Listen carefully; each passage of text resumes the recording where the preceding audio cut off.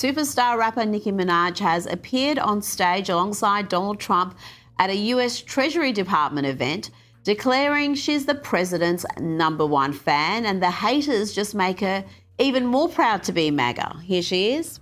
I am probably the president's #1 fan. And that's not going to change.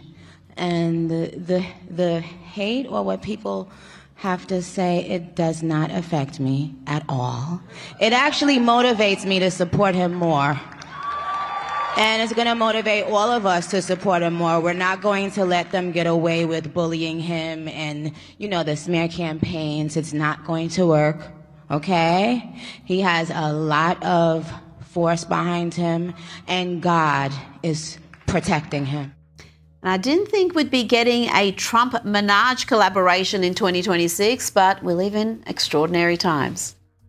This one is for the Dems and the liberals, infected-minded individuals. Got the cure for you, a bunch of sick souls. Daddy John will take your problems and he fixed those. And I bet you gon' feel better with the mega cap on. Ain't on your fault that you get your facts wrong. We gon' be here making it great. No, it's ever too late if you wanna jump on.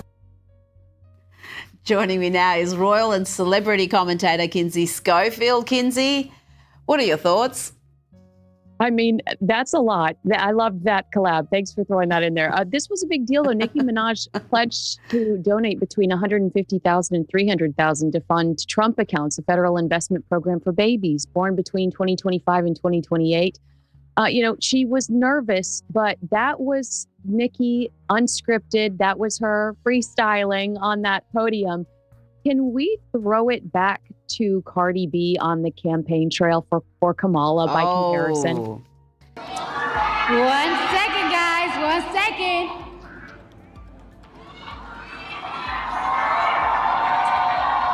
I too have been the underdog. I've been underestimated. My success belittled and discredited. Let me tell you something. Let me tell y'all something. Cardi confused. Cardi as prepared as Kamala ever was. I think politicians take a big risk bringing entertainers out, but this was an uplifting and positive press conference for Trump and Nicki Minaj.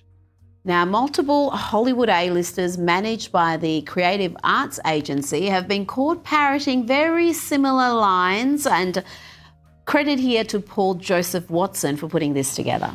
Things are getting serious when all the actors start reading from the same script. I could not be prouder to be American right now. I've never been more proud to be an American. By the way the Americans are acting. Seeing people and communities come together. And I could not be sadder to be American right now. And I've never been more ashamed to be an American. With the way the government is behaving. To see what our government is doing. Completely identical. Both managed by the Creative Artists Agency, by the way. The CAA, one of the most powerful and influential in the entertainment industry. Natasha Lyonne, also managed by the CAA. So I'm wearing this ice out pin here.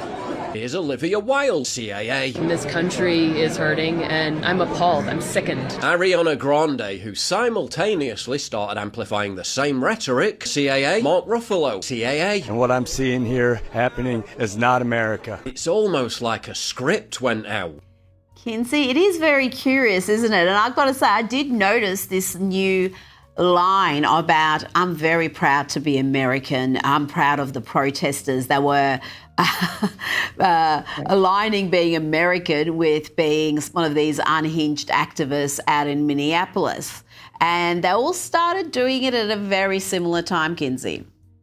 It's so true. And fame is not a credential. Influence isn't the same thing as expertise. Just because someone is famous or has a massive following doesn't mean they're qualified to weigh in on complex, polarizing political issues. You can fart on the internet and get 1 million followers. That doesn't make you a political authority. So I think a lot of us would like to hear a lot less from these people, scripted or not.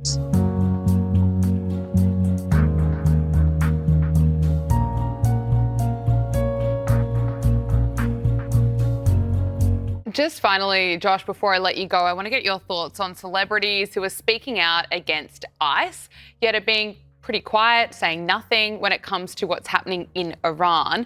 Let's just take a look at some of the celebrities that are speaking out against ICE. We've seen Natalie Portman and Olivia Wilde. They've been out wearing ICE out pins. Ariana Grande has been posting against ICE, so has Cynthia Nixon, Jane Fonda. A lot of celebrities not really saying much about Iran and what is happening there, with reports of tens of thousands of people being killed. The reports coming out of Iran, absolutely horrific. I must give credit to Dua Lipa.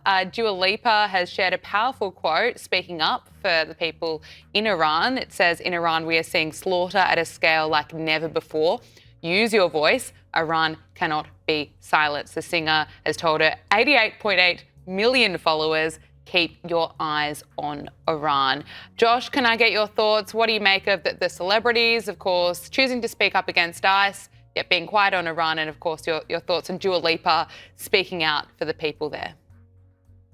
Well, I actually take a bit of a nuanced approach, because I know Natalie Portman was mentioned there, but of course, she's always been a massive advocate for the state of Israel. She obviously grew up there. She's worked there, you know, and she obviously previously spoke out for the hostages and support of the hostages, showing solidarity. So I look at it kind of on an individual case-by-case basis.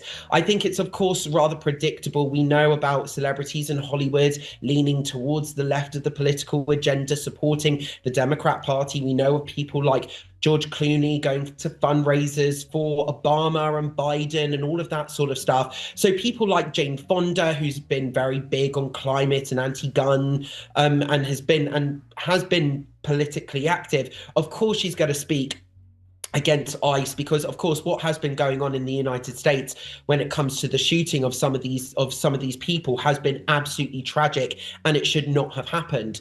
But of course it's seen as very much, you know, Donald Trump's crackdown on immigration, which is, by the way, of course, along the similar sort of lines that other presidents have done. We know that President Barack Obama also deported tens upon tens of thousands of people from America, from the United States as well. But ICE is a kind of an extended symbol of Trump. So, of course, a lot of the left-wing activists are going to come out in support, or I would say against that, and in support of, you know, all of these other kind of left-wing movements. I think it's rather predictable.